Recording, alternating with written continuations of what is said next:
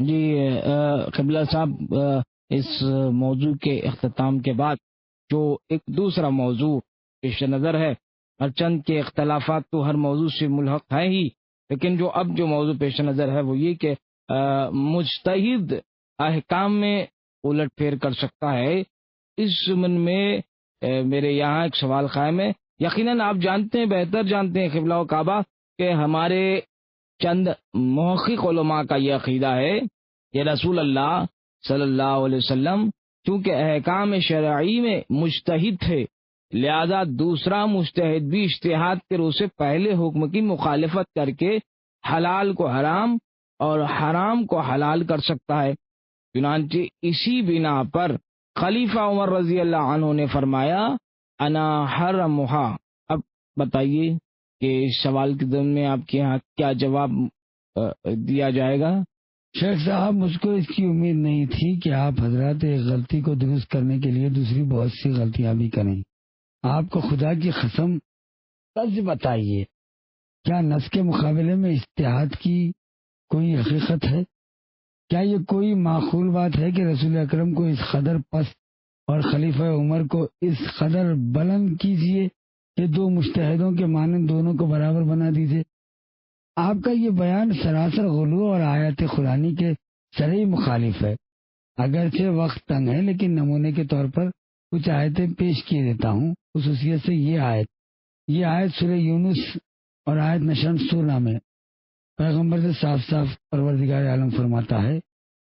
کہ ان سے کہہ دو مجھ کو یہ حق نہیں پہنچتا کہ میں اپنی طرف سے قرآن کو بدل دوں، میں تو صرف اس کی پیروی کرتا ہوں جو مجھ پر وحی کی جاتی ہے۔ تو جس مقام پر خود رسول بغیر نزول وحی کے احکام شرع میں اپنی خواہش اور ارادے سے کوئی تغیر و تبدیل نہ کر سکتے ہیں، تو پھر یہ اختیار خلیفہ عمر کو کس نے دے دیا؟ اسی طرح یہ آیت وما ينطق عن الهوى ان هو الا وحی یوحی، یعنی پیغمبر خواہش نفس سے ایک بات بھی نہیں کہتے، وہی کہتے ہیں جو ان کی طرف سے وحی کی جاتی ہے خدا کی طرف سے ان پر۔ یہ سورہ نجم کی 3 آیت ہے۔ اسی طرح بہت ساری آیتیں موجود ہیں جس میں پیغمبر کو بھی اختیار نہیں کہ وہ حلال خدا کو حرام کر سکیں، تو پھر خلیفہ عمر کو اختیار کس نے دے دیا؟ بتائیے شیخ صاحب۔ دیکھیے، خلیفہ عمر رضی اللہ عنہ نے قوم کی بھلائی اور مصلحت قطعاً اسی میں دیکھی کہ حکم کو منسوخ کر دیں۔ اس لیے آج دیکھا جاتا ہے کہ کچھ لوگ 1 ماہ 1 سال کی لذت کے لیے کسی عورت سے متع کرتے ہیں تو بات کو حاملہ یا غیر حاملہ اس کو یوں ہی چھوڑ دیتے ہیں، جس کے سبب سے آوارگی پھیلتی ہے۔ دیکھیے، اب بتائیں کیا بتاتے ہیں آپ؟ شیعت کی جانب سے دفاع کر رہے ہیں نا، اب بتائیے، میں نے اتنے اہم سوال رکھے آپ کے سامنے۔ دیکھیے شیخ صاحب، میں جو کچھ کہہ رہا ہوں وہ آیات قرآنی اور اکابر علماء اہل سنت کے حوالوں سے احادیث رسول کے ضمن میں گفتگو ہو رہی ہے۔ آپ نے جو کہا، معاف کیجئے گا، آپ کا یہ بیان بہت ہی مضحکہ خیز اور حیرت انگیز ہے، اس لیے کہ آپ چند شہوت پرست اور لوبالی اشخاص کے طرز عمل کو احکام کے حلال و حرام میں دخل دے رہے ہیں۔ اگر ایسے لوگوں کی نفس پرستی اور بے پرواہی کوئی حلال حرام ہو جائے تو دائمی نکاح بھی حرام ہو جانا چاہیے،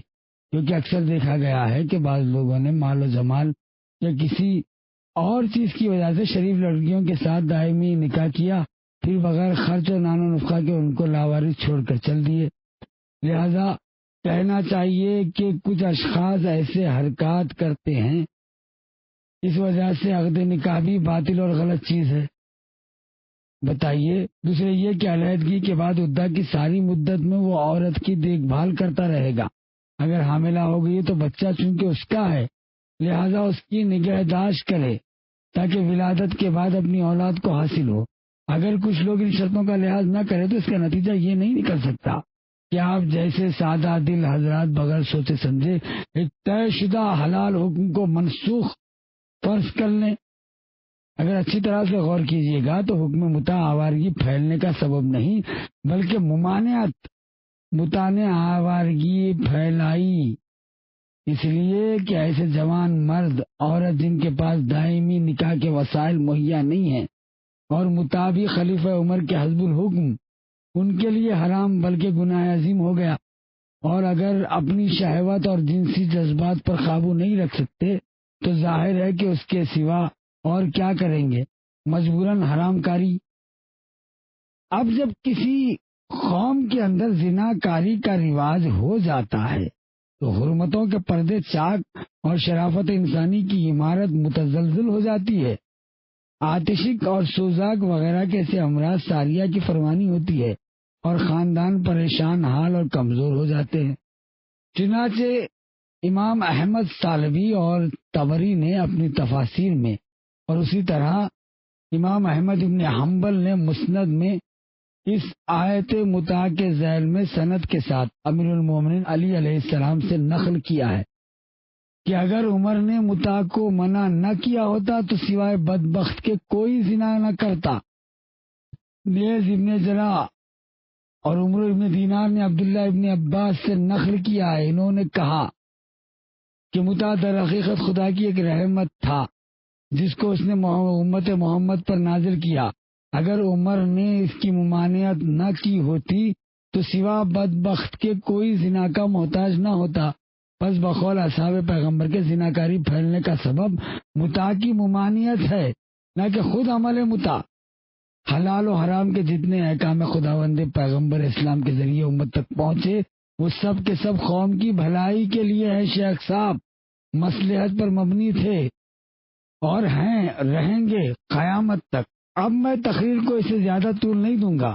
کیونکہ ارباب عقل و دانش کے لیے اس قدر دلائل کافی ہے، اور صحابہ نے بصیرت کے سامنے روشن ہے کہ ان جناب کے ایمان پر بہت کثرت سے دلیلیں موجود ہے، لیکن میں اختصار کے ساتھ خیال سے اس جگہ مطلب کو تمام کرتا ہوں، ورنہ خوارج و نواصب و بنی امیہ اور ان کے پیرو تو اگر دیکھیں تو جناب ابو طالب زندہ ہو کہ خود اپنی زبان سے کلمہ شہادتین جاری کر رہے ہیں، تب بھی عداوت امیر المومنین کی وجہ سے اونچی تعویلیں کر کے ان الفاظ کا کوئی مطلب نکالیں گے۔ آپ حضرات میں سے کوئی صاحب اگر اس بارے میں مزید تفصیلات جاننا چاہے تو اپنے اکابر علماء جیسے جلال الدین سیوطی، ابو القاسم بلخی، محمد ابن اسحاق، ابن سعد، ابن خطبائے دینوری اور واقدی، امام موصلی، شوکانی، امام تلمسانی اور خربتی اور علامہ برزنجی اور امام شیرانی اور ابو جعفر اسکانی وغیرہ کی معتبر کتابوں کا مطالعہ کریں، کیونکہ یہ سب رسول خدا کے ماں باپ اور چچا جناب ابو طالب کے اسلام و ایمان کا اعتراف و اعتقاد رکھتے ہیں۔ اکثر نے اس موضوع پر مستقل رسالے بھی لکھے۔ خلاصہ یہ کہ جو کچھ عرض کیا گیا اس سے معلوم ہو گیا کہ علی علیہ السلام روحانی اور جسمانی حیثیت سے اس قدر ممتاز نسب اور پاکیزہ نسل کے مالک تھے کہ صحابہ کرام میں ایک بھی ان حضرت کے مقدس مرتبے کو نہیں پہنچا، یعنی یقیناً یہ بات اس قدر ظاہر ہے کہ کسی کے اوپر مخفی نہیں، سو اس مادرزاد اندھے کی جو چاند کو بھی نہ دیکھ سکے۔ اور دوسری خصوصیت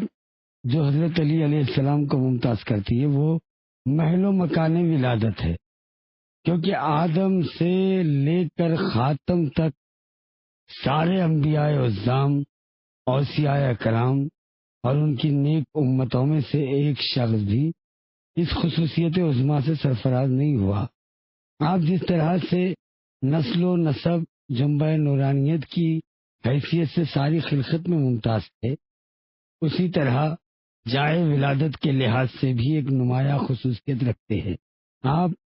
خانہ کعبہ کے اندر متولد ہوئے اور اس امتیازی شان میں منفرد ہے، جیسا کہ حضرت عیسیٰ علیہ نبی اللہ کی ولادت کے موقع پر آپ کی والد گرامی بی بی مریم کو اس غیبی آواز نے بیت المقدس سے نکلنے پر مجبور کر دیا تھا کہ اے مریم بیت المقدس سے نکل جاؤ، کیونکہ یہ عبادت کا گھر ہے، زچہ خانہ نہیں ہے۔ لیکن جب علی علیہ السلام کی والدہ آپ کی ولادت کا وقت آیا تو آپ کی مادر گرامی جناب فاطمہ بنت اسد خانہ کعبہ کے اندر بلائی گئیں۔ پھر یہ اتفاقی بات بھی نہیں تھی کہ جیسے کوئی عورت مسجد میں ہو اور دفعتاً وضع عمل ہو جائے، بلکہ باقاعدہ دعوت کی صورت میں اس گھر کے اندر لے جائی گئیں جس کا دروازہ مقفل تھا۔ واقف لوگ یہ وہم کرتے ہیں کہ فاطمہ بنت اسد مسجد کے اندر تھی،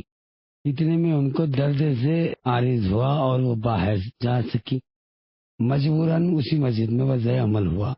حالانکہ یہ صورت نہیں تھی۔ جناب فاطمہ بنت اسد کے وضع حمل کا مہینہ تھا، آپ مسجد حرام گئی، وہاں درد ذہ ہوا، مسجار کعبہ میں مشغول دعائیں ہوئیں اور درگاہ الہی میں فریاد کی، خداوندہ تجھ کو اپنی عزت و جلال کا واسطہ اس درد ذہ کو مجھ پر آسان فرما۔ ایک مرتبہ خانہ کعبہ کی دیوار اور اس کا دروازہ زمین کے برابر سے تھا، جو ہمیشہ بند اور مقفل رہتا تھا، صرف خاص موقع میں کھولا جاتا تھا۔ دیوار شگافتہ ہوئی یا مقفل دروازہ کھل گیا۔ دوسری روایت میں کہ آواز آئی، یا فاطمہ تو ادخل البیت، اے فاطمہ گھر کے اندر داخل ہو جاؤ۔ بیت اللہ ارد گرد ہوئے جمع مجمع کے سامنے فاطمہ اندر گئیں اور دیوار پھر سابق حالت پر آ گئیں۔ سب تعجب ہوا۔ جناب عباس بھی موجود تھے، انہوں نے یہ ماجرا دیکھا تو فوراً اپنے بھائی جناب ابو طالب کو خبر دی، کیونکہ دروازے کی کنجی انہی کے پاس تھی، اور اسی وقت آئے اور ہر چند کوشش کی لیکن دروازہ نہیں کھلا۔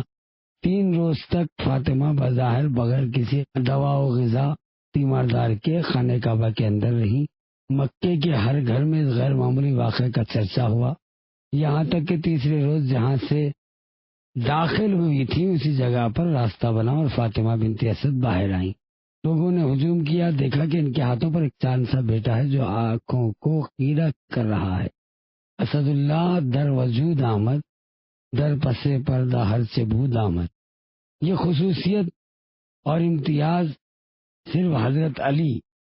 علیہ السلام کے لیے مخصوص ہے۔ اس مسئلے میں فریقین شیعہ سنی کا اتفاق ہے، آپ سے قبل یا بعد کسی کو یہ شرف خاص حاصل نہیں ہوا۔ چنانچہ حاکم مستدرک میں اور نور الدین صباغ مالکی اصول المہمہ میں کہتے ہیں کہ علی سے قبل آپ کے سوا اور کسی کی ولادت خانہ کعبہ میں نہیں ہوئی۔ یہ وہ فضیلت ہے جو خدا تعالیٰ نے آپ کی عزت افزائی، آپ کا مرتبہ بلند کرنے اور آپ کی تعظیم و تقدیم کے اظہار کے لیے آپ کی ذات سے مخصوص کر دیا۔ دوسری خصوصیت جو اسی سلسلے میں علی علیہ السلام کے ظاہر ہوئی، آپ کی مزید شرافت و بزرگی کا باعث ہوئی، وہ عالم غیب سے حضرت کا نام رکھا گیا۔ قبلہ صاحب، یہ تو آپ نے انوکھی بات کہی، گویا ابو طالب پیغمبر تھے کہ ان کے اوپر وحی نازل ہوئی؟ بتائیے کہ بچے کا نام علی رکھو، آپ کا یہ بیان خطاً ان پروپیگنڈوں میں سے ہے تو شیعوں نے اپنے عشق و محبت میں وضع کیے ہیں، ورنہ اس کی کوئی صورت ہی نہیں کہ خدا بچے کا نام علی رکھنے کے لیے حکم دے۔ ارے علی ایک معمولی نام تھا جو ماں باپ نے اپنی مرضی اور ارادے سے آپ کے لیے تجویز کیا، عالم الغیب سے اس کا کوئی تعلق نہیں تھا۔ یہ کیسی باتیں ہیں آپ لوگ جو من میں آئے کہہ دیتے؟ کیا بات؟ شیخ صاحب، میں نے تو ہرگز کوئی انوکھی بات نہیں کہی جس پر آپ کو تعجب ہوا ہو۔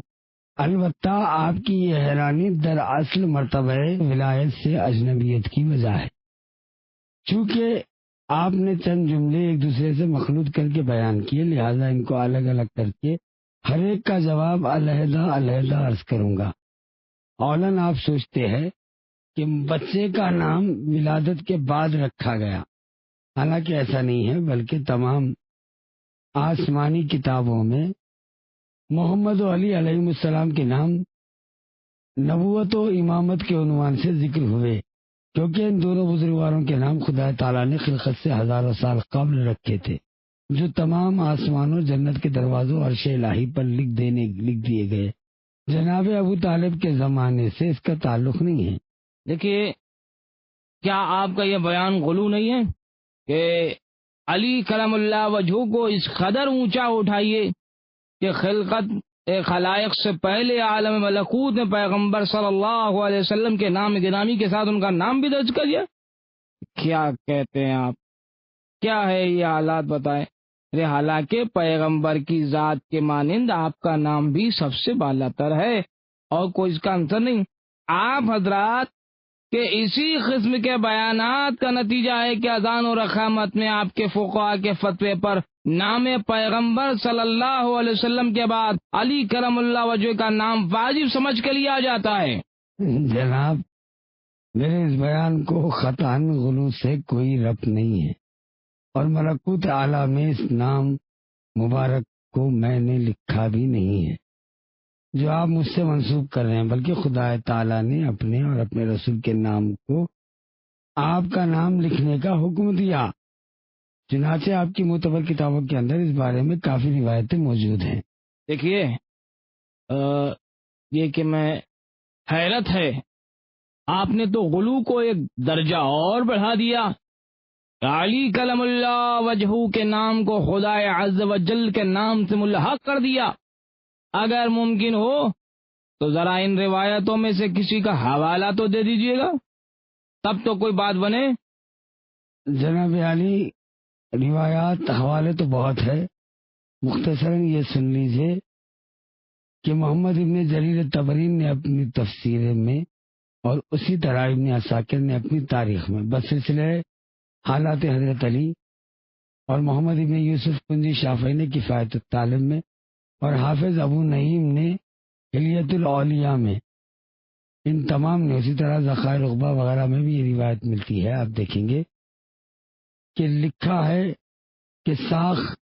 عرش پر لکھا ہوا ہے کہ سوائے وحدہ لا شریک کے کوئی نہیں،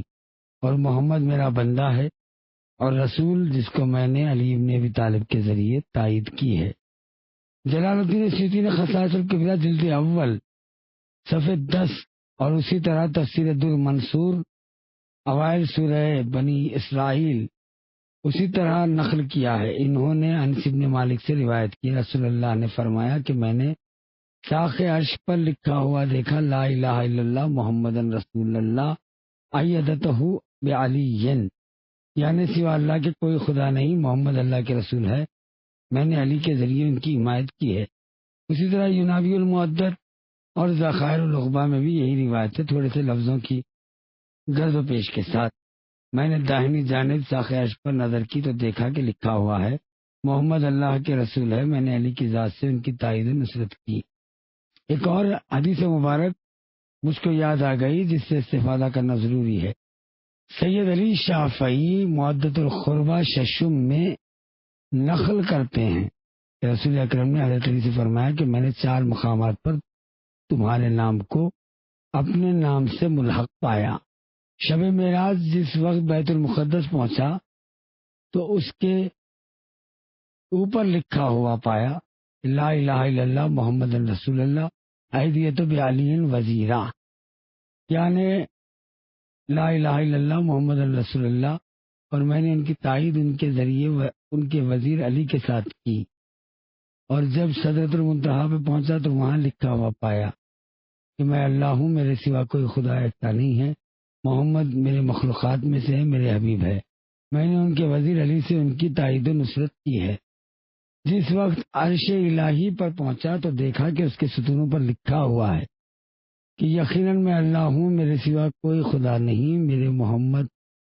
میری مخلوقات میں سے ہے اور میرے حبیب ہے، میں نے ان کے وزیر علی کے ذریعے ان کی تائید و مدد فرمائی۔ اور جب بہشت پہ پہنچا تو اس کے دروازے پہ لکھا ہوا پایا، یعنی میرے سوا کوئی خدا نہیں، محمد میرے مخلوقات میں سے ہے، حبیب ہے، میں نے ان کے وزیر علی کی ذات سے ان کی حمایت و نصرت کی۔ امام سالبی نے تفسیر کشف البیان میں، اور شیخ سلیمان بلخی نے یوناوی المعدت، اور حافظ ابو نعیم اصفہانی نے ابو ہریرہ سے روایت کی ہے اس آیت کے ضمن میں جو سورہ انفیال کی 62ویں ہے کہ خدا تعالیٰ نے جس نے اپنی نصرت اور حمایت و مومنین سے تم کو معید اور منصور قرار دیا، علی علیہ السلام کے بارے میں نازل ہوئی۔ اس کے بعد کہتے ہیں کہ رسول اکرم نے فرمایا کہ میں نے دیکھا عرش پر لکھا ہوا ہے کہ نہیں ہے کوئی خدا سوائے خدائے واحد و یکتا کی جس کا کوئی شریک نہیں، محمد میرے بندے اور رسول ہے، میں نے علی علیہ السلام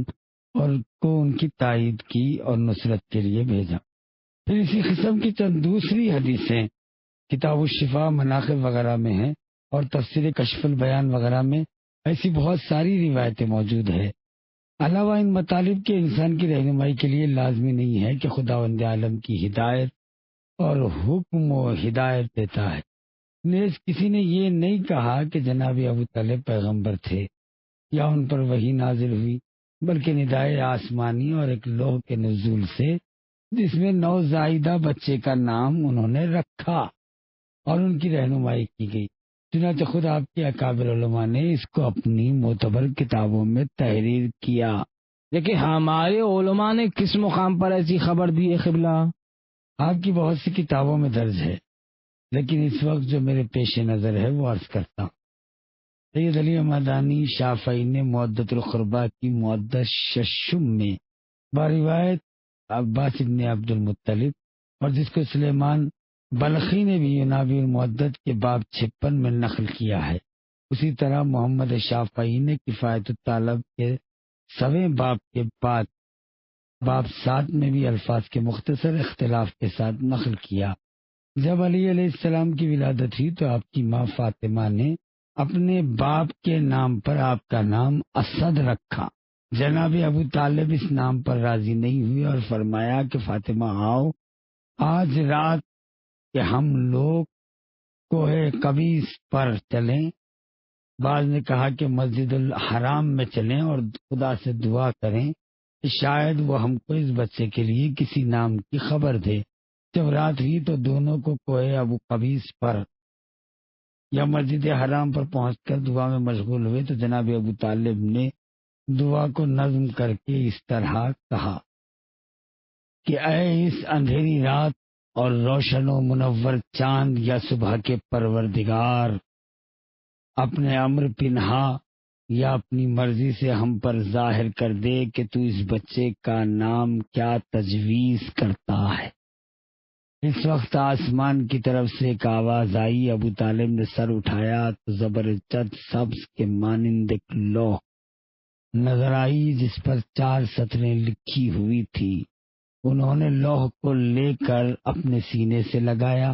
اور پڑھا تو یہ اشعار تھے، یعنی میں نے تم دونوں کو پاک و پاکیزہ اور منتخب و پسندیدہ فرزند کے ساتھ مخصوص کیا۔ اس کا نام خدائے علی کی جانب سے علی رکھا گیا جو اعلیٰ اعلیٰ سے مشتق ہے۔ اسی طرح گنجی شافعی نے کفایت الطالب میں نقل کیا ہے کہ اے برگزیدہ پیغمبر کے گھر والوں، میں نے ایک پاک و پاکیزہ بچے سے تم کو خصوصیت دی، یعنی اس کا نام خدائے بزرگ و برتر کی طرف سے علی رکھا جو اس کے نام علی سے مشتق ہے۔ اور آپ نے جو یہ فرمایا کہ شیعہ فقہا فتوے سے اذان و اقامات میں علی کا نام لینا واجب سمجھتے ہیں، تو یہ آپ جان بوجھ کے انجان بننا ہے۔ بہتر ہوتا کہ آپ ایسے کسی ایک ہی فتوے کا پتہ بتا دیتے۔ حضرت کے نام کو اذان و اقامت کا جز کہا گیا، در حالی کے ساری استدلالی کتابوں اور عملی رسالوں میں تمام شیعہ فقہا نے بالاتفاق یہی بیان کیا کہ ولایت حضرت علی علیہ السلام کی شہادت جزء ایمان نہیں ہے اور اس کو اذان و اقامت میں بقید جزیت کہنا حرام ہے۔ اگر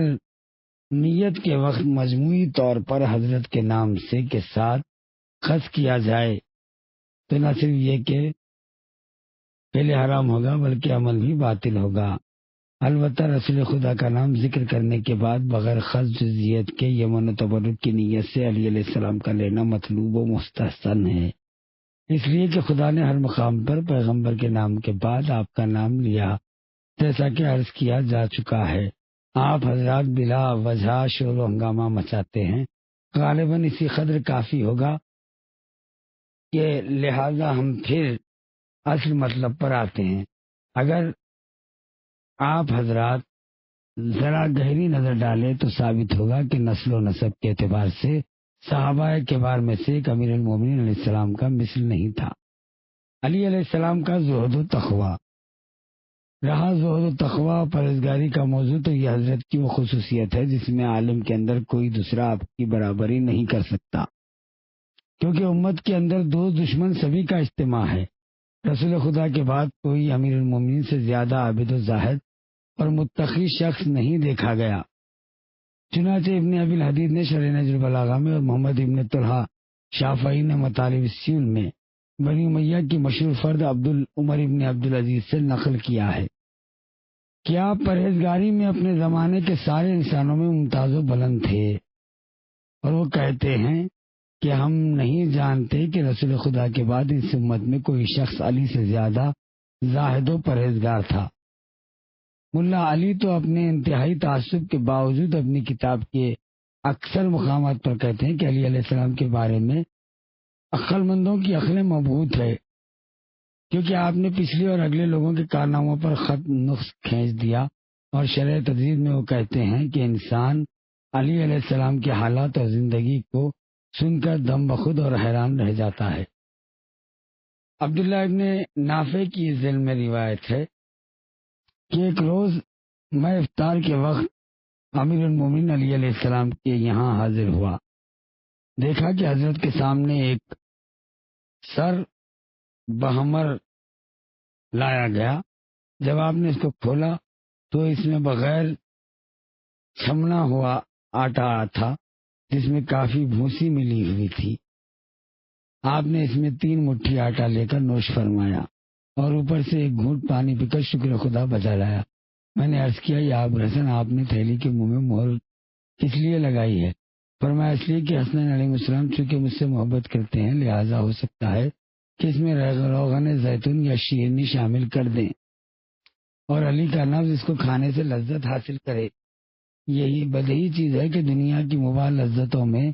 ان نفس کو آزادی دینے سے رفتہ رفتہ بغاوت و سرکشی پیدا ہوتی ہے، جو آدمی کو خدا کی یاد سے غافل کر دیتی ہے۔ علی علیہ السلام اپنے نفس کو اسی بنا پر لذیذ غذاؤں سے باز رکھتے تھے تاکہ نفس کا غلبہ نہ ہو جائے۔ اسی طرح موفق ابن احمد خوارزمی نے اپنی مناقب میں نقل کیا ہے کہ خلافت ظاہر کے زمانے میں ایک روز علی علیہ السلام کے ہمدن حلوہ لایا گیا سامنے۔ آپ نے انگشت مبارک سے تھوڑا سا اٹھا کر سونگا اور فرمایا، کس قدر خوش رنگ اور خوشبودار ہے، لیکن علی اس کے مزے سے واقف نہیں ہے۔ مطلب یہ کہ میں نے اب تک حلوہ کھایا ہی نہیں۔ میں نے عرض کیا کہ یا علی، کیا حلوہ آپ کے لیے حرام ہے؟ فرمایا، حلال خدا حرام نہیں کرنا ہوتا، لیکن میں خود اپنا شکم کیوں کر سیر کروں جبکہ ملک میں بہت سے بھوکے پیٹ والے بھی موجود ہیں۔ اسی طرح حضرت کے لباس کے متعلق روایات میں ہے کہ آپ لباس بہت سادہ اور کم قیمت آپ کا لباس ہوتا تھا۔ ابن ابی الحدید نے شرح نہج البلاغہ میں اور مغازلی نے شافعی نے مناقب میں اور احمد ابن حنبل نے اپنی مسند میں اور سبت ابن جوزی نے تذکرہ خاص العامہ میں آپ کے دیگر علماء نے لکھا ہے، یعنی آپ کا لباس موٹے کپڑے کا تھا۔ آپ نے 5 درہم میں خریدا تھا۔ جہاں تک ممکن ہوتا آپ اپنے لباس میں پیوند لگاتے رہتے تھے، اور زیادہ تر پیوند چمڑے یا خرمے کی چھال کے ہوتے تھے۔ ایک اور شخص نے حضرت پر اعتراض کیا کہ آپ ریاست و خلافت کے زمانے میں بھی کسی لیے پیونددار کپڑے پہنتے ہیں، جس سے دشمن آپ کو حقیر سمجھے۔ حضرت نے فرمایا کہ وہ لباس ہے جو دل کو دباتا ہے، غرور کو انسان سے دور کرتا ہے، اور مومن اس کی اقتدا کرتا ہے۔ حضرت کے زہد و تقوی سے دنیا سے بے اعتنائی کے ثبوت میں آپ کا وہ کلام کافی ہے جس کے سامنے دنیا دنی سے کسی اور کا خطاب نہیں ٹھہر سکتا۔ چنانچہ ابن ابی الحدید نے شرح نہج البلاغہ میں اور حافظ ابو نعیم اصفہانی نے حلیۃ الاولیاء کے جلد اول صفحے 84 میں، اسی طرح محمد ابن طلحہ نے مطالب السیول کے صفحے 33 پر، اور نور الدین سباقی مالکی نے فصول المہمہ کے صفحے 128 پر لکھا ہے کہ آپ کے دوسرے بڑے بڑے علماء نے مورخین نے زرار کے ساتھ معاویہ کے مفسر مذاکرات نقل کیے، اور ان میں زرار نے معاویہ کے سامنے آخر گفتگو میں علی علیہ السلام کی تعریف اس طرح کی، یعنی میں نے بعض موقع پر علی علیہ السلام کو دیکھا، رات کی تاریکی چھائی ہوئی ہے اور ستارے چھٹکے ہوئے ہیں، آپ اپنی ریش مبارک کو پکڑے ہوئے مارگزیدہ کے مانند تڑپ رہے ہیں، بہت کرب کے ساتھ رو رہے ہیں اور کہہ رہے ہیں کہ اے دنیا، میرے علاوہ کسی اور کو فریب دے، کیا تو مجھ سے لپٹتی ہے اور میری طرح راغب ہے؟ تو یہ بات کوسوں دور ہے، میں نے تجھ کو 3 طلاق دیے ہیں، جس کے بعد پھر رجوع نہیں ہو سکتا، کیونکہ تیری عمر کوتا اور تیرا خطرہ بہت بڑا اور تیرا عیش بہت ذلیل ہے۔ فریاد ہے زاد راہ کی کمی ہے سفر کی دوری سے اور راستے کے وحشت سے۔ پس معاویہ نے رونا شروع کیا اور کہا کہ خدا رحم کرے ابو الحسن پر، واللہ یقیناً وہ ایسے ہی تھے۔ دوسرے مقام پر معاویہ کا یہ قول کہ یعنی عورتیں علی علیہ السلام، عورتیں علی ابن ابی طالب ایسا انسان پیدا کرنے سے عاجز ہے، اور زہد کے متعلق پیغمبر کی بشارت کے ضمن میں آپ کے تمام علماء نے متفقہ طور پر اس حدیث کو بھی نقل کیا ہے۔ خصوصیت سے محمد ابن یوسف شافعی نے کفایت الطالب کے صفحہ 46 میں عمار ابن یاسر سے یہ روایت نقل کی ہے، یعنی در حقیقت خداوند عالم نے تم کو اس زینت سے آراستہ کیا ہے کہ بندوں میں کسی اور کو ایسی زینت سے نہیں سنوارا جو خدا کے نزدیک اس سے زیادہ محبوب ہو، اور وہ ہے زہد فی دنیا۔ تم کو ایسا بنا دیا کہ نہ تم دنیا سے بے اندوز ہوتے ہیں، نہ دنیا تم پر اپنے سے وابستہ کر سکتی ہے۔ تم کو مسکینوں اور محتاجوں کی محبت عطا کی، پس وہ تمہاری امانت پر راضی ہوئے، اور میں بھی ان سے تمہاری پیروی کی وجہ سے رضامند ہوا۔ پس خوشا حال اس کا جس نے تم کو دوست رکھا اور تمہاری تصدیق کی، اور وائے ہو اس کے لیے جو تم سے دشمنی رکھے اور تمہاری تکذیب کرے۔ جن لوگوں نے تم سے محبت رکھی اور تمہاری تصدیق کی، وہ جنت میں تمہارے پڑوسی اور تمہارے قصر میں تمہارے مصاحب ہوں گے، اور جن لوگوں نے تم کو دشمن رکھا، تم کو جھٹلایا، خدا پر لازم ہے کہ قیامت کے روز ان کو جھوٹوں کی منزل پر ٹھہرا کر انہیں عذاب جہنم کی سزا دے۔ اسی طرح خدا اور رسول نے علی کو امام متقین فرمایا ہے۔ اب شرح نہج البلاغہ ابن ابی الحدید کے صفحے 450 پر، اور حافظ ابو نعیم نے حلیۃ الاولیاء میں، اسی طرح سید علی حمدانی نے معدۃ القرباء میں یہ روایت لکھی کہ پہلا جو شخص اس دروازے سے داخل ہوا وہ اہل تقوی کا امام، مسلمانوں کا سردار، امیر مومنین کا بادشاہ، جس طرح شہد کی مکھیوں کا بادشاہ یاسوع ہوتا ہے، اور سیاہ کا خاتم اور روشن چہرے والا، ہاتھوں والا، لوگوں کو جنت کی طرف بلانے والا علی ہے۔ انس کہتے ہیں کہ میں نے اپنے دل میں کہا کہ خداوندہ اس آنے والے کو انصار میں سے قرار دے، لیکن اپنی دعا کو پوشیدہ رکھا۔ اتنے میں دیکھا کہ علی دروازے سے داخل ہوئے۔ پیغمبر نے فرمایا کون ہے؟ میں نے عرض کیا کہ علی ابن ابی طالب۔ حضرت نے ہنسی خوشی کے ساتھ اٹھ کر علی کا استقبال کیا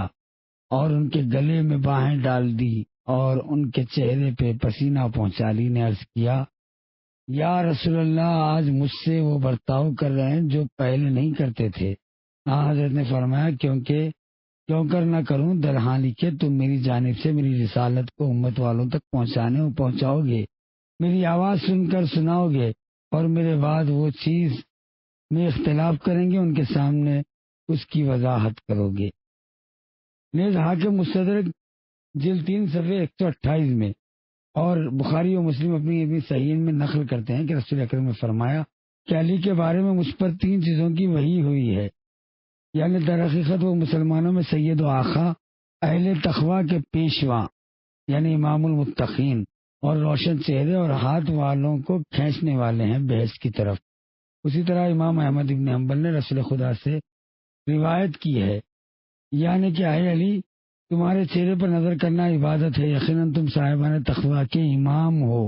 اور مومنین کے سردار ہو۔ جو شخص تم کو دوست رکھے اس نے در حقیقت مجھ کو دوست رکھا، اور جو شخص تم کو دوست رکھے اس نے در اصل خدا کو دوست رکھا، اور جو شخص تم سے دشمنی رکھے حقیقتاً اس نے مجھ سے دشمنی کی، اور جس نے مجھ سے دشمنی کی اس نے خدا سے دشمنی کی۔ اگر میں علی علیہ السلام کے زہد و ورع، تقوی کے سارے پہلوؤں کی شرح و بس سے بیان کرنا چاہوں تو پورا دفتر بھی کافی نہیں ہوگا۔ قبلہ و کعبہ آپ سیدنا علی کرم اللہ وجہ کے بارے میں جس قدر فرمائیے کم ہوگا۔ واقعی معاویہ نے سچ ہی کہا ہے کہ دنیا کی عورتیں علی ابن ابی طالب ایسا انسان پیدا کرنے سے عاجز ہیں۔ بس معلوم ہوا کہ کبار صحابہ کے درمیان علی علیہ السلام اہل تقوی کے سرگروہ تھے، جن کو رسول اکرم نے خدا تعالیٰ کے حکم ہدایت سے امام المتقین اور پرہیزگاروں کا پیشوا قرار دیا۔ لہذا جس طرح آپ روحانی جسمانی حیثیت سے نسل و نسب میں ممتاز و مقدم تھے، اسی طرح تقوی کی حیثیت سے بھی آپ کو برتری و تقدم حاصل ہے۔ اس جگہ ایک مطلب نظر کے سامنے آ گیا ہے، اگر اجازت ہو تو ہو تو آپ سے ایک بات دریافت کروں حضور؟ بہتر ہے، فرمائیے قبلہ۔ کیا صحابہ کبار کے درمیان امامت اہل تقوی کی اہلیت رکھنے کے بعد علی علیہ السلام کے لیے آپ نفس پرستی، محبت، جاؤ منصب اور دنیا طلبی کا شبہ کرتے ہیں؟ جی ہرگز ممکن نہیں ہے کہ علی کرم اللہ وجہ کے متعلق ایسا خیال پیدا ہو، جیسا کہ خود آپ نے فرمایا اور مشہور بھی ہے، جو شخص دنیا کو 3 طلاق دے دے، اس کا اعلان کر کے دنیا سے اپنی بے اعتنائی کو ثابت کر دے، وہ کیوں کر دنیا کی طرف مائل ہو سکتا ہے۔ اس کے علاوہ سیدنا علی کرم اللہ وجہ کا مقام و مرتبہ اس سے بالا تر ہے کہ ہم ان جناب کی طرف ایسی نسبت دیں، بلکہ ایسا کرنا تو درکنار اس چیز کا تصور بھی محال ہے، اس چیز کا تصور بھی محال ہے۔ میرا ماننا، کیا کہیں گے قبلہ صاحب اس سلسلے میں؟ شیخ صاحب، بس آپ جیسے مجسم تقوی کے سارے اعمال قطعاً خدا کے لیے تھے، آپ نے ایک قدم بھی حق کے خلاف نہیں اٹھایا، اور جہاں بھی حق نظر آیا تھا آپ بے اعتبار، بے اختیار اس کا استقبال کرتے تھے۔ بدہی چیز ہے کہ سیدنا علی کرم اللہ وجہ کے بارے میں ہم کو اس کے خلاف کوئی سراغ نہیں ملتا۔ شیخ صاحب، بس یہ فرمائیے کہ رسول اللہ صلی اللہ علیہ وسلم کی وفات کے بعد جب علی علیہ السلام حسب وصیت حضرت کے غسل و کفن اور دفن میں مشغول تھے، اور سقیفہ بنو سعدہ میں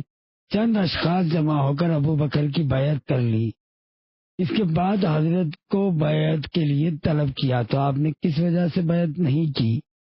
اگر ابو بکر کا طریقہ خلافت برحق اور مسئلہ اجماع ثابت و مسلم اور حقانیت کی دلیل تھا، تو قاعدے کے لحاظ سے اس قدر شدید تقوی و پرہیزگاری کی موجودگی میں علی علیہ السلام کو ہرگز پہلوتی اور حق سے انحراف نہ کرنا چاہیے تھا، اس لیے کہ ارشاد پیغمبر کے مطابق جہاں حق ہو علی کو وہیں ہونا چاہیے۔ ایک طرف تو تقوی کا لازمی نتیجہ یہ ہے کہ متقی انسان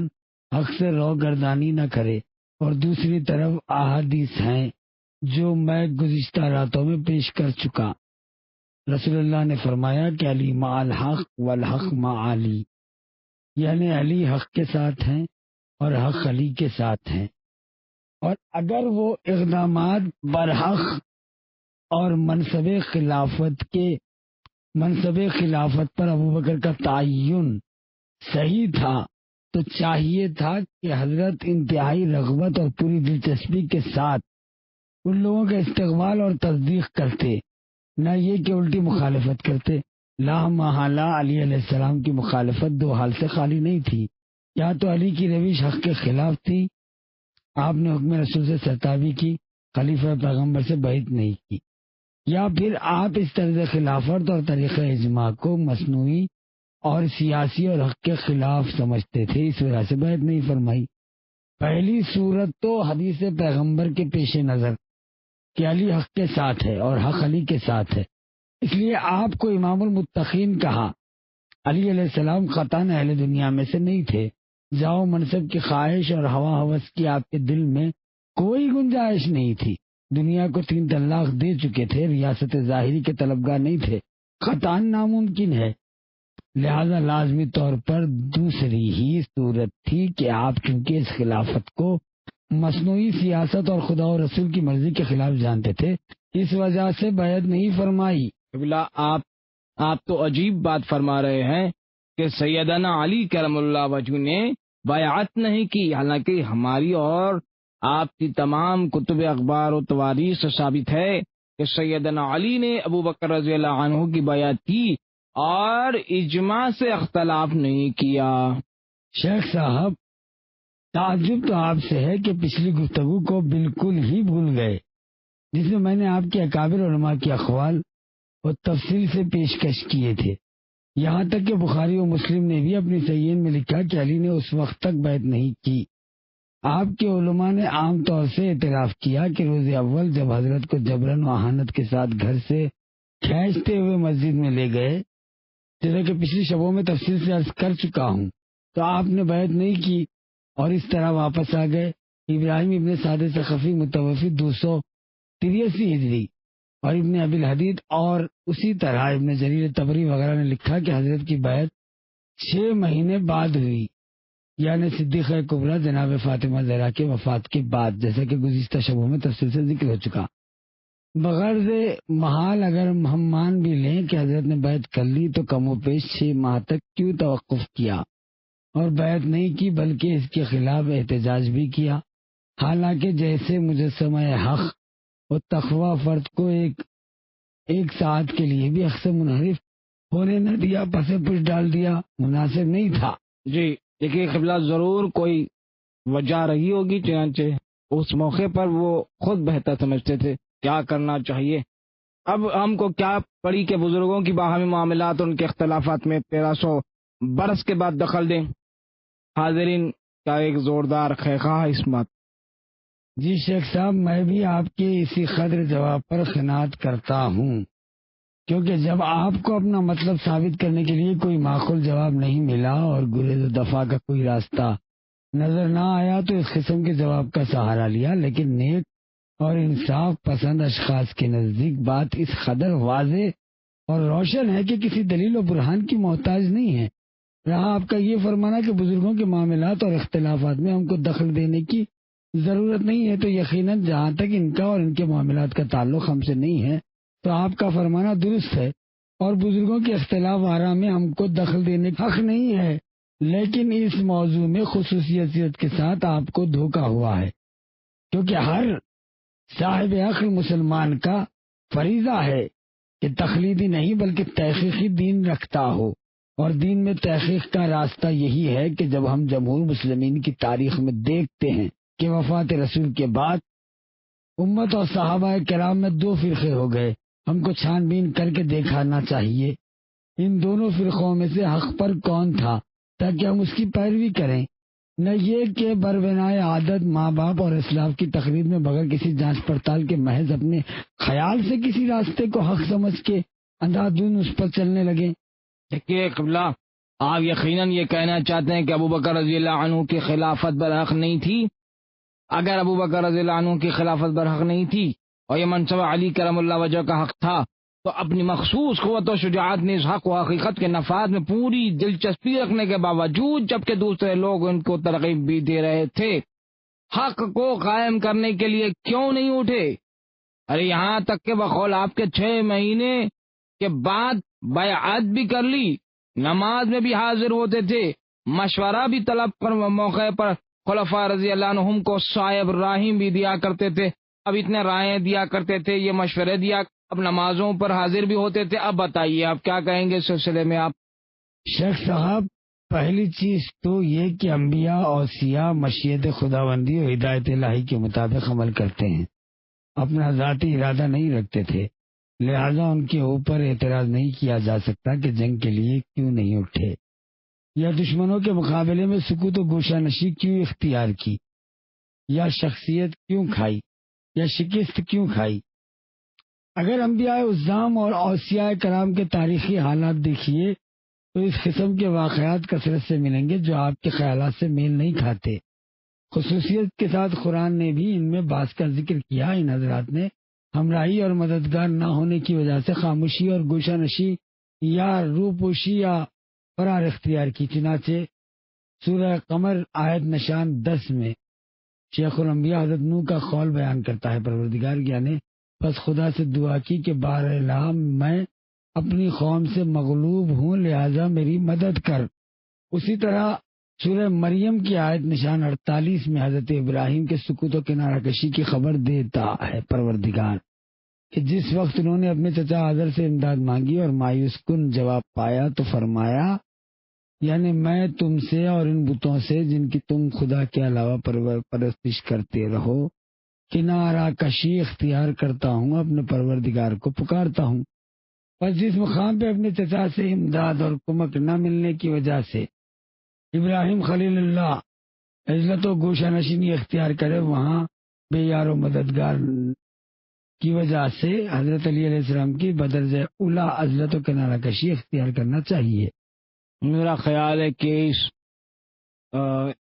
یہ ذلت سے مراد ذلت قلبی ہے، ان سے قلباً دوری اور بیداری اختیار کی، کہ نہ کہ ذلت مکان۔ شیخ صاحب، اگر جناب عالی فریقین کی تفسیریں ملاحظہ فرمائے تو دیکھیں کہ اعتراض سے مراد عزلت مکانی تھی، نہ کہ عزلت قلبی۔ مجھ کو یاد ہے فخر الدین رازی نے تفسیر کبیر کے جلد پنجم صفحہ 809 میں لکھا ہے، یعنی کسی چیز سے اعتزال کے معنی ہے اس سے دوری اختیار کرنا۔ حضرت ابراہیم کی مراد یہ تھی کہ میں تم سے مکانی اور مذہبی دونوں حیثیتوں سے دوری اور علیحدگی اختیار کرتا ہوں۔ چنانچہ ارباب سیر نے روایت کی ہے کہ اس قضیے کے بعد حضرت ابراہیم بابل سے کوہستان فارس کی طرف ہجرت کر گئے اور 7 سال تک انہی پہاڑوں کے اطراف خلقت سے الگ تھلگ زندگی بسر کی۔ اس کے بعد بابل واپس آ کے اپنی تبلیغ شروع کی اور بتوں کو توڑا۔ اس پر لوگوں نے ان کو گرفتار کر کے آگ میں ڈال دیا۔ خداوند عالم نے آگ کو ان پر سرد و سلامتی بنا دیا اور اسی طرح کی ان کی رسالت کا سکہ بیٹھا۔ اور سورہ اعراف میں حضرت موسیٰ کی عدم موجودگی میں سامری کے بہکانے سے بنی اسرائیل کی گوسالہ پرستی اور اس کی شعبہ آبادی اور حضرت موسیٰ کے خلیفہ ہونے کے باوجود حضرت ہارون کی خاموشی کو بیان کیا ہے۔ یہاں تک کہ خبر دی ہے کہ موسیٰ غصے میں اپنے بھائی کا سر پکڑ کے اپنی طرف کھینچنے لگے تو انہوں نے کہا کہ اے میری ماں کے فرزند، میری طرف سے ہدایت میں کوتاہی نہیں ہوئی۔ در حقیقت قوم نے مجھ کو آخر و کمزور بنا دیا اور قریب تھا کہ مجھ کو قتل کر ڈالیں۔ دیکھیں امر خلافت میں ہارون سے علی کی کس طرح مشابہت ہے۔ پس آیات قرآن کے مطابق حضرت ہارون علیہ السلام نے جو پیغمبر اور حضرت موسیٰ کے منصوص خلیفہ تھے، اپنی تنہائی کی وجہ سے بنا پر کہ امت سے ان کو ضعیف و خوار بنا دیا تھا، سامری کے عمل تنصیح لوگوں کے شرک و گوسالہ پرستی کے مقابلے میں سکوت اختیار کیا اور تلوار نہیں اٹھائی۔ لہذا حضرت علی علیہ السلام نے بھی، جن کو رسول نے ہارون کی شبیہ اور منزلت ہارون کا حامل بنایا تھا، جیسا کہ ہم گزشتہ شبوں میں تفصیل سے عرض کر چکے ہیں، اس بات کا پورا حق رکھتے ہیں جب ایسی صورتحال پیش آئے تو آپ تنہا جائیں، دنیا طلبوں اور مخالفین کو دوسری طرف پائیں، جناب ہارون کی طرح بصر و تحمل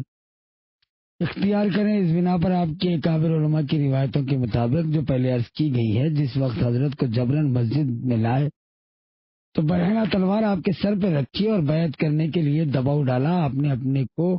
خبر رسول تک پہنچایا اور وہی الفاظ دہرائے جو خدا نے حضرت ہارون کی زبان سے نقل فرمائے تھے۔ انہوں نے حضرت موسیٰ سے کہا تھا، مطلب یہ تھا کہ یا رسول اللہ، دیکھیے امت نے مجھ کو تنہا چھوڑ دیا، مجھ کو آخر و ذلیل ضعیف بنا دیا اور چاہتے ہیں کہ مجھ کو قتل کر دیں۔ تمام انبیاء کی سیرتوں سے بالا تر ہے، سب سے بالا تر، سب سے بڑی حجت ہے حضرت خاتم الانبیاء کی سیرت، جس پر آپ غور کرنا ہمارے لیے ضروری ہے۔ مکہ معظمہ میں دشمنوں اور امت کی بدعتوں کے مقابل 13 سال تک کیوں خاموش رہے، یہاں تک کہ اپنے مرکز بساط اور وطن مالوف سے رات کے وقت چھپ کر نکل گئے۔ بات صرف یہی ہے کہ آپ کے پاس ناصر و مددگار نہیں تھے۔ انبیاء نے سلف کی مانند صبر و تحمل اور وہاں ٹھہرنے کے بجائے ہٹ جانے کو ترجیح دی، کیونکہ جس چیز کی طاقت نہ ہو اس سے فرار اختیار کرنا پیغمبروں کی سنت ہے۔ بلکہ اس سے بڑھ کر کہوں کہ حضرت اپنی قدرت و طاقت کے دور میں بھی قوم سے کماقہ بدعت کے آثار کی ہر طرف نہیں کر سکے۔ یہ کیوں کر یقین کیا جا سکتا ہے کہ حضرت صلی اللہ علیہ وسلم بدعتوں کو برطرف نہیں کر سکے؟ جی شیخ صاحب، حمیدی نے جمع بین الصحیفین میں اور امام احمد ابن حنبل نے اپنی مسند میں ام المومنین عائشہ سے نقل کیا ہے کہ رسول اللہ نے ان سے فرمایا کہ اگر یہ لوگ عہد کفر اور زمانہ جاہلیت سے قریب تر نہ ہوتے اور مجھ کو اس کا خوف نہ ہوتا تو میں اپنے دلوں سے اس کے منکر ہو جائیں گے، تو میں حکم دیتا کہ خانہ کعبہ کو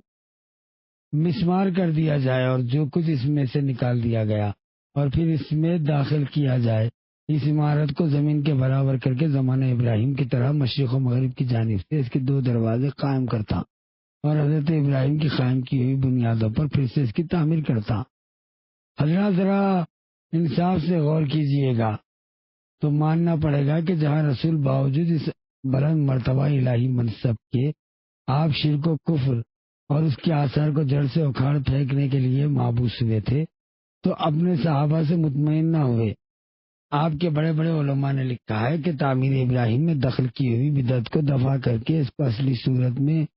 اس لیے نہ لا سکے کہ کہیں مسلمان اپنی عہد جاہلیت کی عادت کے پیش نظر اس سے انکار نہ کر بیٹھے۔ وہاں امیر المومنین حضرت علی علیہ السلام بھی اس سیرت اور دستور پر عمل کرنے میں حق بجانب تھے، کیونکہ آپ کا سامنا ایک ایسی حاسد اور کینہ پرور قوم سے تھا جو اس چیز کا موقع ہی تلاش کر رہی تھی انتقام لینے کے لیے آپ کو بالکل اصل دین اسلام ہی کو ظلم و عداوت کی تینوں کا نشانہ بنائے۔ چنانچہ فقی واسطی ابن مغازلی نے شافعی اور خطیب خوارزمی نے اپنے میں نقل کیا کہ رسول اکرم نے حضرت علی سے فرمایا کہ امت تمہاری طرف سے دلوں میں کینے رکھتی ہے اور میرے بعد عنقریب یہ لوگ تم کو دھوکہ دیں گے اور جو کچھ اپنے دلوں میں چھپائے ہوئے ہیں اس کو ظاہر کریں گے۔ میں تم کو حکم دیتا ہوں کہ اس وقت صبر و تحمل سے کام لینا تاکہ خدا تم کو اس کا اجر عظیم دے اور جزائے خیر دے۔ وفات رسول کے بعد خدا کے لیے علی کا صبر و سکوت بھی ملاحظہ کیجیے شیخ صاحب۔ دوسرے امیر المومنین علیہ السلام وہ ایکتا انسان کامل تھے جنہوں نے زندگی بھر کبھی اپنی ذات کی طرف نہیں دیکھا بلکہ ہر وقت خدا پر نظر رکھتے تھے، یہاں یعنی ہر حیثیت سے فناء فی اللہ کی منزل میں تھے۔ آپ اپنے کو، اپنے متعلقین کو اور امامت و خلافت و ریاست کو محض خدا و خدا کے دین کے لیے چاہتے تھے، لہذا آپ کا صبر و تحمل، خاموشی اور اپنا مسلم الثبوت حق حاصل کرنے کے لیے مخالفین سے مقابلہ نہ کرنا بھی صرف خدا کے لیے تھا، تاکہ ایسا نہ ہو مسلمانوں کی جماعت میں تفرقہ پڑ جائے، لوگ اپنے سابق کفر کی طرف پلٹ جائیں۔ چنانچہ اس موقع پر جناب فاطمہ مظلومہ کا حق چھینا جا چکا، آپ مظلومی اور مایوسی کی حالت میں گھر پلٹی تو آپ نے امیر المومنین کو مخاطب کر کے کہا، یعنی آپ مخاطب کر کے فرمایا، یعنی آپ جنین کے مانند سمٹ بیٹھ رہے ہیں، ایک متہم انسان کی طرح گوشہ نشینی اختیار کر لی اور اپنے شکاری پرندے والے شہ پر توڑ دیے، بس کمزور پرندے والے پروں نے آپ کا ساتھ نہیں دیا۔ یہ ابن قحافہ یعنی ابو بکر میرے باپ کا عطیہ اور میرے بچوں کا ذریعہ معاش مجھ سے چھین رہا ہے۔ در حقیقت ان لوگوں نے مجھ سے کھلی ہوئی دشمنی برتی، مجھ سے بد کلامی کی۔ آپ کی تقریر طولانی ہے۔ حضرت علی علیہ السلام نے سارا بیان سننے کے بعد کہا، یہاں تک کہ فاطمہ زہرا خاموش ہوئی تو ایک مختصر جواب دے کے ان معصومہ کو مطمئن کر دیا کہ من جملہ اس کے فرمایا کہ فاطمہ، میں نے امر دین اور احقاق حق میں جہاں تک ممکن تھا کوتاہی نہیں کیا۔ آیا تم یہ چاہتی ہو کہ یہ دین مبین باقی اور پائیدار ہے؟ تمہارے باپ کا نام ابد تک مسجدوں اور اذانوں کے اندر لیا جاتا رہے؟ آپ نے کہا کہ میری سب سے بڑی آرزو اور خواہش ہی ہے۔ حضرت نے فرمایا کہ پس اس صورت میں تم کو صبر کرنا چاہیے، کیونکہ تمہارے باپ خاتم الانبیاء نے مجھ کو اس کے لیے وصیت فرمائی اور میں جانتا ہوں کہ مجھ کو صبر سے کام لینا چاہیے، ورنہ میں اتنی طاقت رکھتا ہوں کہ دشمنوں کو زیر کر کے تمہارا حق وصول کر لوں، لیکن یہ جان لو پھر دین ختم ہو جائے گا، لہذا خدا کے لیے دین خدا کی حفاظت کے لیے صبر کرو، کیونکہ آخرت کا ثواب تمہارے لیے اس حق سے بہتر ہے جو تم سے غصب کیا۔ اسی بنا پہ حضرت نے صبر کو اپنا لاہیہ عمل قرار دیا اور حوض اسلام کے تحفظ کی غرض سے ضبط و خاموشی اختیار کی، تاکہ پارٹی بندی نہ ہونے پائے۔ چنانچہ اپنے اکثر خطبات و بیانات میں ان پہلوؤں کی طرف اشارہ کیا۔ من جملہ ان کے ابراہیم ابن محمد قصیب جو سقاط علماء اہل سنت میں ہے اور ابن ابی الحدید شرح نہج البلاغہ میں اور سید علی احمدانی نے نقل کیا ہے کہ طلحہ زبیر نے بیعت توڑ دی اور بصرے کی طرف روانہ ہوئے تو حضرت علی علیہ السلام نے حکم دیا کہ لوگ مسجد میں جمع ہو۔ اس کے بعد ایک خطبہ فرمایا، مطلب یہ کہ وفات رسول کے بعد میں نے کہا ہم پیغمبر کے اہل بیت، آپ کے عزیز، آپ کے وارث، آپ کی عزت، آپ کے اولیاء اور اہل عالم میں آپ کی جانب سے سب سے زیادہ حقدار ہے۔ ہاں، حضرت کے حق اور سلطنت میں ہمارا کوئی فریق نہیں ہے، لیکن منافقین کے ایک گروہ نے گٹھ جوڑ کے ہمارے نبی کی حکومت و سلطنت کو ہم سے چھین لیا اور ہمارے غیر کے سپرد کر دیا۔ بس خدا کی قسم اس کے لیے ہماری آنکھیں، ہمارے دل رو دیے، اور خدا کی قسم ہم سب کے سینے غم اور غصے سے لبریز ہو گئے۔ خدا کی قسم اگر مسلمانوں میں تفرقہ پڑ جانے کا خوف نہ ہوتا تو وہ اپنے دین سے پھر کفر کی طرف پلٹ جائیں گے، تو ہم اس خلافت کا تختہ پلٹ دیتے، لیکن ہم نے سکوت اختیار کیا۔ وہ لوگ اس مسند پر قابض رہے یہاں تک کہ وہ اپنے ٹھکانے لگ گئے۔ خدا نے امر خلافت کو پھر میری طرف پلٹایا، چنانچہ دونوں طلحہ زبیر نے بھی میری بیعت کی۔ اس کے بعد محض اس لیے بصرے کی طرف کوچ کیا کہ تمہاری جماعت میں پھوٹ ڈال دیں اور تمہارے اندر خانہ جنگی پیدا کر دیں۔ نیز آپ کے بڑے علماء میں سے ابن ابی الحدید نے کلبی سے روایت کی، بصرے کی طرف روانہ ہونے کے موقع پر حضرت نے لوگوں کے سامنے خطبہ دیا کہ ہم پر چھاپا مار دیا اور اس حق سے ہم کو محروم کر دیا جس کے ہم تمام انسانوں سے زیادہ مستحق ہے۔ میں نے دیکھا کہ اس موقع پہ صبر کرنا اس سے بہتر ہے کہ مسلمانوں میں پھوٹ ڈالی جائے اور ان کا خون بہایا جائے، کیونکہ ابھی لوگ دین اسلام کے اندر تازہ ہیں۔ بس حضرت کی خاموشی ابو بکر عمر کی خلافت کا مقابلہ نہ کرنا رضامندی کے سبب سے نہیں تھا، بلکہ ایک طرف تو مسلمانوں میں تفرقے اور خونریزی کو روکنے کے لیے اور دوسری طرف دین کے زوال اور کفار کے غلبے اور سست اعتقاد لوگوں کے مرتد ہو جانے کے خوف سے تھا۔ جیسا کہ شہادت محمد ابن ابو بکر کے سلسلے میں بھی مولا کائنات کا یہ خطبہ، جسے ابن ابی الحدید نے شرح نہج البلاغہ کے جلد دوم صفحہ 35 میں اور کتاب الغارات نیز ابن ابی الحدید نے شرح نہج البلاغہ جلد دوم صفحہ 35 میں اور کتاب الغارات ابراہیم ابن سعد ہلال ثقفی سے، جنہوں نے عبد الرحمن ابن جندب سے اور انہوں نے اپنے باپ سے نقل کیا، دشمنوں کے مصر پر قابض ہونے اور محمد ابن ابو بکر کی شہادت کے بعد امیر المومنین علیہ السلام نے ایک مفصل خطبہ ارشاد فرمایا، جس میں وفات رسول کے بعد مسلمانوں کے سلوک اور طرز عمل سے بعینیہ اسی طرح اپنی ناراضگی وغیرہ کا اظہار فرمایا، جس طرح اہل مصر کے نام اپنے مکتوب میں فرمایا تھا، یہاں تک کہ لکھتے ہیں کہ اے ابو طالب کے فرزند، تم خلافت پر کس قدر حریص ہو؟ بس میں نے کہا کہ مجھ سے زیادہ حریص اور اس منصب سے زیادہ دور ہو، ہم میں سے کون زیادہ حریص ہے؟ کیا میں اپنی میراث اور حق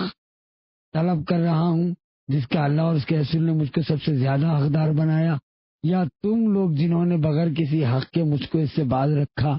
اور میرے اس حق کے درمیان حائل ہو گئے؟ بس وہ سب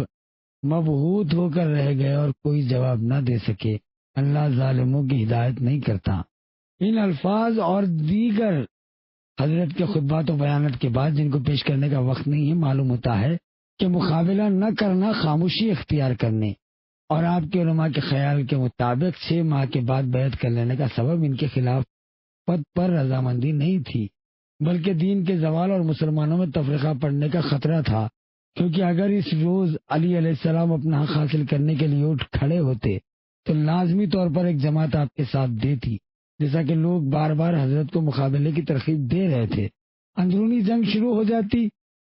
چونکہ پیغمبر ابھی دنیا سے اٹھے تھے، مسلمان بھی عہد کفر سے قریب تھے اور ابھی ان کے دلوں میں ایمان کی جڑیں مضبوط نہیں ہوئی تھی، لہذا یہود و نصارہ، مشرکین اور سب سے بڑھ کر منافقین جیسے اعداء نے دین اور مخالفین کو موقع مل جاتا کہ وہ مسلمانوں کی بساط و عزت کو الٹ دیں۔ نتیجہ یہ ہوتا کہ اسلام کی عمارت منہدم ہو جاتی، کیونکہ امیر المومنین علیہ السلام حقائق کے عالم و دانا تھے اور رسول اللہ بھی آپ کو خبر دے چکے تھے کہ لہذا جانتے تھے کہ دین کی اصل فنا نہ ہوگی۔ لوگوں کے درمیان دین کی مثال آفتاب کے مانند ہے، جو کچھ مدت تک تو جہل و عناد کی گھٹاؤں میں چھپ سکتا، لیکن آخر کار ظاہر و درخشاں ہو کر رہے گا۔ چنانچہ وہی ہوا کہ اس بزرگوار کے نور حقیقت نے عالم کو روشن و منور کر دیا۔ اور اس سلسلے میں حضرت کا ایک خطبہ شخصیہ بھی ملاحظہ کریں، جس کے ابتدائی میں اس مقصد کی طرف اشارہ کیا، یعنی قسم خدا کی فلاں شخص یعنی ابو بکر ابن قحافہ نے خمیس خلافت کو زبردستی پہن لیا، حالانکہ حقیقتاً وہ جانتا تھا کہ خلافت کے لیے میری حیثیت چکی کے میخ کی مانند ہے۔ میرے سرچشمہ فیض سے علوم و معارف کا سیلاب الٹتا ہے، اور میرے علم و دانش کی بلندیوں میں کوئی پرندہ پر نہیں مار سکتا۔ بس میں نے اپنے اور اس جامع خلافت کے درمیان پردہ ڈال دیا۔ اس سے پلہوتی کی اور اس معاملے میں غور کرنا شروع کیا، کیا اس بریدہ اور شکستہ ہاتھوں سے یعنی بغیر تاخیر و مددگار کے اس پر حملہ کر دوں، یا ظلمت و تاریکی کی ضلالت پر صبر کروں۔ یہ وہ مصیبت تھی جس کے صدمے سے بوڑھا ضعیف ہو جائے، خرد سال بوڑھا ہو جائے، اور مومن رنج و غم میں مبتلا ہو، یہاں تک کہ اپنے پروردگار سے ملاقات کرے۔ اس وقت میں نے دیکھا کہ اس واقعے پر صبر کرنا ہی بہتر ہے۔ عقل مندی سے میں نے صبر کیا، در حالانکہ آنکھوں میں غبار اندو اور خار علم کی خلش تھی، حلق میں غم و غصے کا پھندا پڑا ہوا تھا۔ میں دیکھ رہا تھا کہ میری میراث کس طرح طاقت و تاراج ہو رہی ہے، یہاں تک کہ پہلا تو اپنے راستے سے چلا گیا، لیکن اپنے بعد خلافت کا تحفہ فنا یعنی عمر کی گود میں ڈال گیا۔ یہ سارا خطبہ حضرت کے درد دل سے بھرا ہوا ہے، لیکن اس وقت اس سے زیادہ زحمت دینے کی اجازت نہیں دے رہا ہوں۔ میرا خیال ہے کہ اس بات مقصد اور حضرت کے دلی تاثرات کو ظاہر کرنے کے بعد اس لیے قدر کافی ہوں گے آپ کے۔ دیکھیے قبلہ و کعبہ، اول تو یہ خطبہ ان حضرت کی رنجیدگی کی دلیل نہیں، دوسرے اس خطبے کا حضرت سے تعلق ہی نہیں، بلکہ ہو تو سید شریف رضی الدین کی تصنیف ہے، جس کو انہوں نے حضرت کے خطبات میں شامل کر دیا، ورنہ ان جناب کو خلفاء رضی اللہ عنہم سے کوئی شکایت نہ تھی، بلکہ انتہائی خوشی تھی، اور ان کے عمل در آمد سے بھی راضی تھے۔ یہی مسئلہ بتانا چاہتا ہوں آپ کو میں۔ شیخ صاحب، آپ کا یہ بیان سخت تعصب کا نتیجہ ہے، ورنہ خلافت کے بارے میں حضرت کے بیانات و اشکالات کا پہلے ہی ذکر ہو چکا ہے۔ حضرت کی رنجیدگی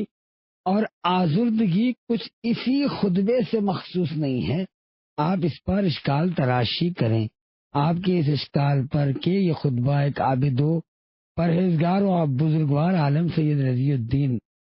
رضوان اللہ علیہ کی تصنیف میں سے ہے، تو یہ تو نہیں کہنا چاہتا ہوں کہ آپ بغض و عناد کے باعث حد اعتدال سے آگے بڑھ گئے ہیں، بغیر کسی دلیل کے آخری دور کے اپنے بعض متعصب اسلاف کی پیروی کی۔ البتہ اتنا کہوں گا کہ آپ کا مطالعہ گہرا نہیں ہے، ورنہ سمجھ میں آ جاتا۔ یقینی قطعی طور پر یہ خطبہ امیر المومنین حضرت علی ابن ابی طالب علیہ السلام سے منقول ہے،